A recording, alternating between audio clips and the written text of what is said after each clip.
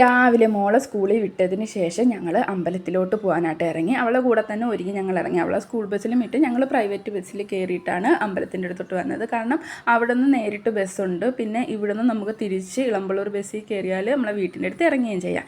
അപ്പോൾ അതാണ്ട് അമ്പലം ഈ വഴിക്ക് താഴോട്ട് പോകുമ്പോൾ അമ്പലം അതിൻ്റെ ഒരു അടയാളമാണ് ഈ പൂക്കടയും കാര്യങ്ങളും, തെറ്റിയും മുല്ലപ്പൂവും ഒക്കെ ആയിട്ട് എന്നും പൂമാലയും കാര്യങ്ങളും കാണും. അത്യാവശ്യം തിരക്കുള്ളൊരു അമ്പലമാണ് അമ്മച്ചിയുടെ അമ്പലം.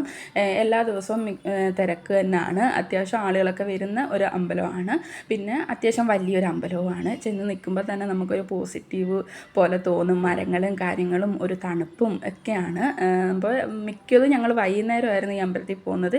ഇപ്പം ഞങ്ങൾ രാവിലെ വന്നിട്ടുണ്ട്. എങ്കിലും കൂടുതലും വരുന്നത് വൈകുന്നേരങ്ങളിലാണ്. പക്ഷേ വൈകുന്നേരം വരുമ്പോൾ വേറൊരു വൈബാണ്, രാവിലെ വരുമ്പോൾ അത് വേറൊരു അന്തരീക്ഷമാണ്.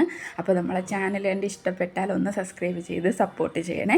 അപ്പോൾ പിന്നെ അതാണ്ട് ഇവിടെ ഒരു കൊച്ചു കടയൊക്കെ ഉണ്ട്. അത്യാവശ്യം നമുക്ക് സാധനങ്ങൾ വാങ്ങാനുള്ള കടയും കാര്യങ്ങളും ഒക്കെ ഉണ്ട്. പിന്നെ ഇവിടെ കെട്ടും മണ്ഡല പൂജയല്ലേ, കാലമല്ലേ, അപ്പം അതിൻ്റെ കെട്ടും കാര്യങ്ങളൊക്കെ ഉണ്ട്. സ്വാമിമാരെ വണ്ടിയൊക്കെ കിടപ്പുണ്ട്. അപ്പോൾ തൊഴുതിട്ടിറങ്ങിയിട്ട് നമുക്ക് കാണാം.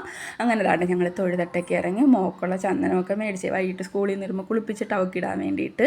പിന്നെ പായസം മേടിച്ചിട്ടുണ്ട്, ഉണ്ണിയപ്പം മേടിച്ചിട്ടുണ്ട്. ഇനി നമുക്ക് കാവിൽ പോയി തൊഴണം. അമ്പലത്തിൽ നിന്ന് കുറച്ച് മുന്നോട്ട് നടക്കുമ്പോഴാണ് കാവ്. നമ്മൾ വന്ന വഴി കൂടെ നേരെ വീണ്ടും നടക്കണം.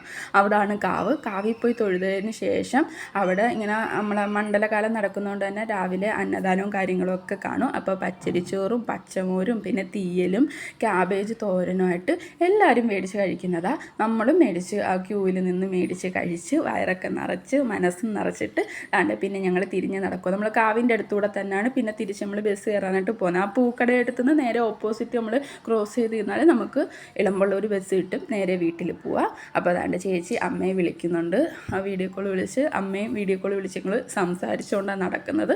അപ്പോൾ ഞാനും നമ്മളെ ബാക്കിലോട്ടാണ് കാവും അമ്പലവും ഒക്കെ വരുന്നത്. ഈ മുന്നോട്ട് പോയി അങ്ങോട്ട് നിൽക്കുമ്പോഴേക്കും നമുക്ക് ബസ് കിട്ടും, വീട്ടിൽ പോകാം. എന്തായാലും നല്ലൊരു ദിവസമായിരുന്നു. മറ്റേത് ഞങ്ങൾ വൈകുന്നേരം ഈ അമ്പലത്തിൽ വരുന്നത്, ഇപ്രാവശ്യം രാവിലെ പോയി. അപ്പോൾ അത്രയേ ഉള്ളൂ. ടാറ്റാ.